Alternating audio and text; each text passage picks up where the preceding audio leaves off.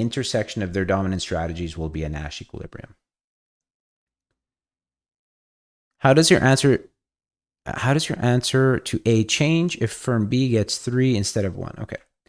So now here they're saying, what if this were a 3 and not a 1? How does our answer from above change? Well, for firm A, it doesn't change, right? They still have the same dominant strategy because, we didn't change anything for them. But firm B, now you'll see, will no longer have a dominant strategy. Why? Well, let's run that test again. If A decides to not advertise, right? So I'm looking at these numbers. Firm B would choose to not advertise because 1 is better than 0. But if firm A does advertise, now B is better off advertising because 3 is better than 2. So firm B does not have a dominant strategy. So the reason it's a pure strategy is because in both cases, each firm will choose a single action, in this case to advertise, with certainty, and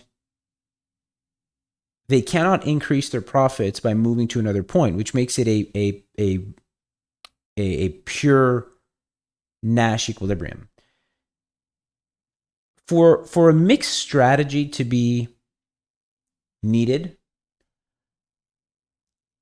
there would have to be no Nash equilibrium. And then you can argue and say, well, maybe half the time firm A should advertise and the other half they shouldn't, right? But when there's a clear Nash equilibrium here based on certain outcomes, then that would be pure strategy.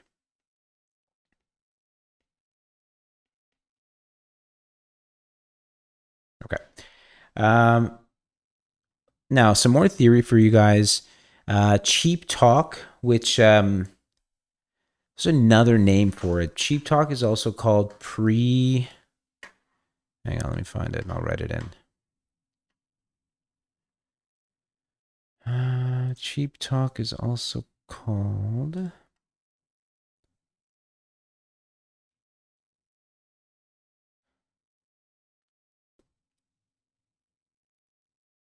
pre-play communications. The idea is basically that the two parties can communicate before entering into the game. And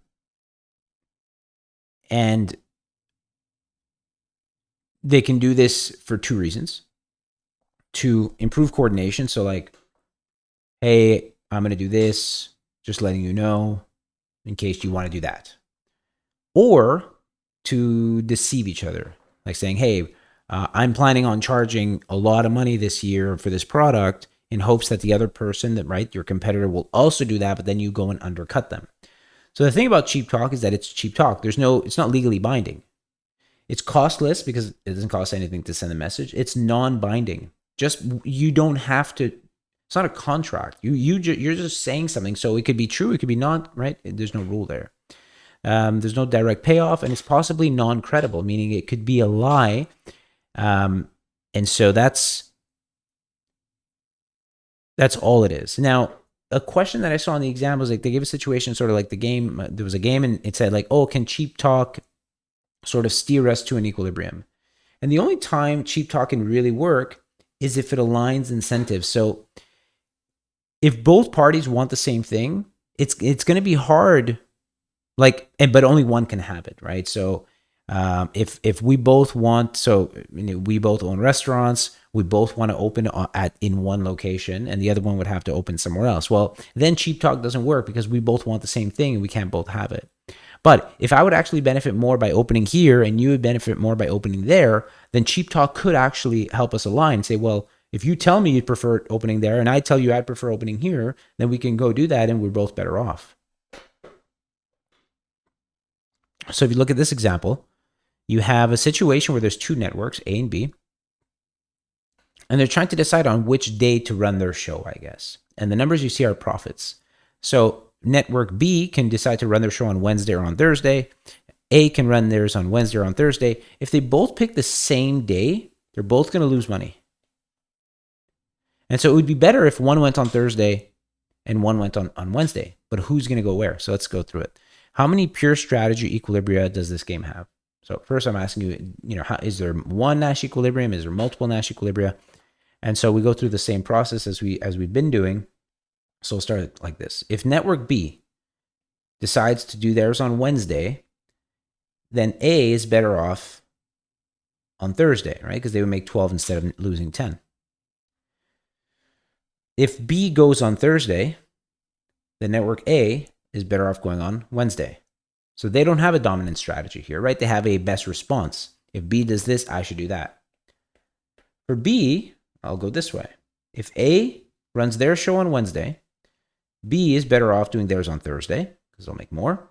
And if A goes on Thursday, B is better off going on Wednesday. So they also don't have a dominant strategy. But what you see here is that there's sort of like an intersection of their non-dominant strategies.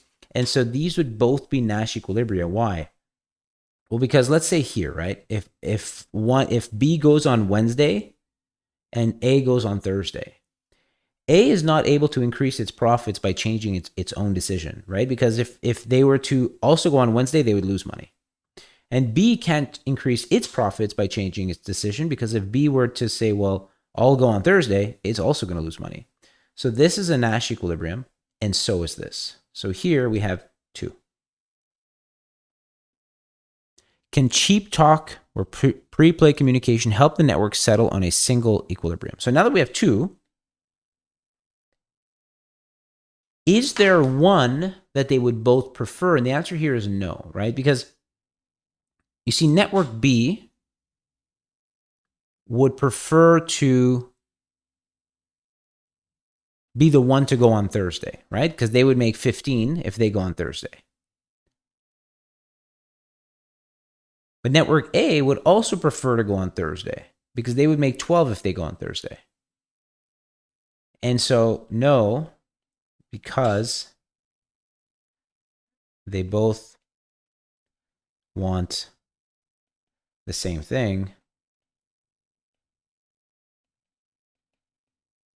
which is to go on Thursday. So if, for instance, this number instead of 10 here was 14, then there would be then cheap talk could steer them to that Nash equilibrium because A would also prefer that combination, right? Because they would make more money. Okay, so if you get a question like this on your exam, just ask yourself, what does each party want? Like, where are they the best off? If it's the same and it's mutually exclusive, where they can't both have it, then cheap talk will not help. And if not, then it can. Okay, the Pareto criterion. So Pareto efficiency just means that the current state is the optimal state because neither party can be made better off without making the other one worse off. So that's what a Pareto optimal point is. A Pareto improvement is when one player is able to make themselves better off and the other one is not worse off. So to make sure that you understand that, let's take a look at this, right? Let's say that both firms start off by not advertising. So we start off in this state. Neither one of us are advertising. Can firm A increase its profits without making firm B worse off? Well, let's see. Firm B is not advertising. If firm A decides that they're going to start advertising, right, then they would make more money, but B would be worse off, right, because they would now lose money. So that is not a Pareto improvement. What about the other way? They're both not advertising. B starts advertising. Or rather, B starts advertising. It's kind of weird. But A actually has more profits in this case. A didn't change its decision. B did. A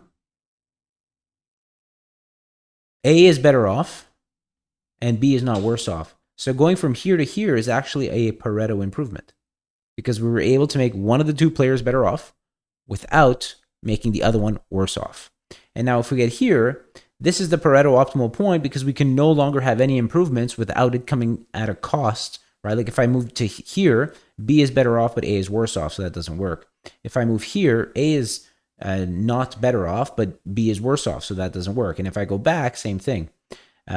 B is not any worse off, but A is worse off. So this is the Pareto optimal point.